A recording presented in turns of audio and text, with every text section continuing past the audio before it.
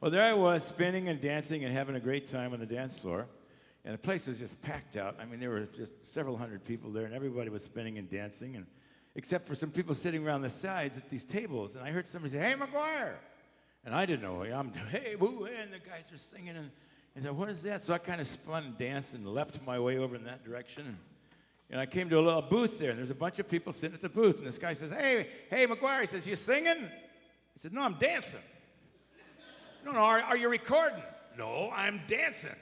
He said, "No, sit down, sit down." So I sat down, and he says, "Well, would you like to be recording some songs?" I said, "I'd love to." And he introduced me to a guy who's here tonight. And where is he? There's a guy, Phil Sloan. Where are you, Phil? He was here a few minutes ago. Did he leave already? Oh, there he is, right back there. Have you ever hear a guy, Phil Sloan, P.F Sloan? He's sitting right back there, Phil. Would you like to come and sing this tune with us? You don't have to, but we'd love to have you come up. Okay. Whew. We only get to see each other when somebody dies these days. Isn't that terrible? We all get together at the wake, you know, and we have a great time and laugh and sing and, you know, carry on. And then we all go our own way, and then somebody else dies, and we all get back together again. It's been happening more and more often. It's terrible. Why is that? We got to start getting together before everybody dies, you know, and tell them we love them before they die. I mean, they know it. I mean, they should know it. I mean, but we got to tell each other that more often. We have to remind each other, I think so. Yeah. So anyway, he said, "Would you like to?" I said, "Sure." So he introduced me to Phil. Do you remember that night? And he gave me his telephone number, Lou Adler, and I said, "Hey, okay, man." He says, "Give me a call next week." "Sure, sure." And I danced off into the night. And about 5 days later, my phone rang. He said, "Well, I thought you were going to call me. I lost your phone number," which I did before I left the room that night, you know. My wife says I'm a magician. She says, "Just give something to Barry and watch it disappear." Well, nothing has changed. I lost it. He says, "What are you doing right now?" I said, "Nothing." He says, "I'll send a car for you." So he did. He sent a car out to North Hollywood, where I was at the time, took me back over, and that's when Phil, he sang his tunes for me. And I just loved the songs he sang, and one of them especially. And he ripped it out of his notebook, and he gave me the words to this tune. And I went home and I worked on it for about a week, and then we went to the recording studio, and we only had a 3-hour session. And we did 2 songs, and the third song was sounding like the first song, and so Lou, the producer, says, "Well, we need to do something else. This sounds..." I said, "Oh, let's do this tune." And I pulled it out of my back pocket, and here it was, handwritten in his notebook paper, and I smoothed all the wrinkles out of it, and I hung it over the music stand, and the guys went through it twice, and we recorded it. And we were at the end of the session. We only had about 20 minutes left. So we did this tune in one take. One take. And if you listen to the song, there's a place in the song where I go, "Ah!" And the reason I'm going, "Ah!" is because I lost my place on the wrinkly paper. And people say, "You sounded so frustrated when you said..." I couldn't see the damn words, you know. Anyway, the song is this, Phil. This is your tune.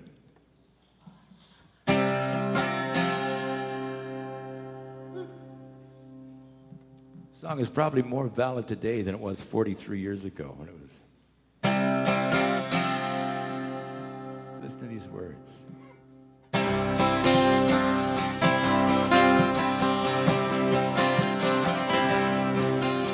The Eastern world, it is exploding, violence flaring, bullets loading, heroes enough to kill, not for voting, don't believe in war.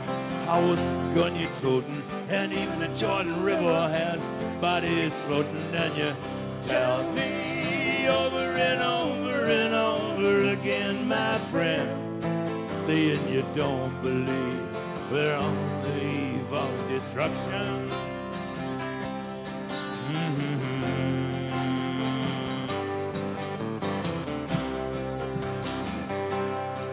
Well, I know you understand what I was trying to say.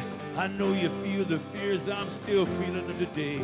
When the button is pushed, there'll be no running away. There'll be no one to save with the world in a grave. Take a look around you, boy. It's bound to scare you, boy. And you tell me over and over and over again, my friend, saying you don't believe we're on the eve of destruction.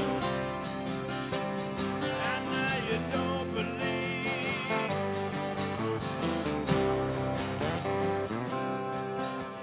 blood so mad, feels like coagulating.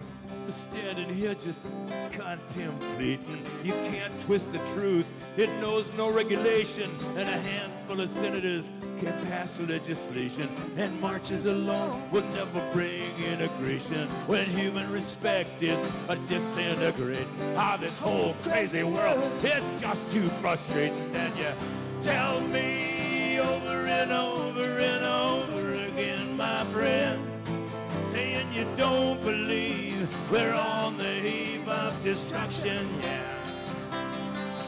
Now you don't believe we're on the eve. Well, think of all the hate still living inside us. It's never too late to let love guide us. We can leave here for 10 years in space. When we return, it's the same old place. The pounding of the drums, the pride and disgrace. We can bury our dead and don't leave a trace. Hate our next door neighbor, but don't forget to say grace. And tell me over and over and over and over again, my friend, you don't believe we're on the eve of destruction, yeah. And now you don't believe we're on the eve of destruction.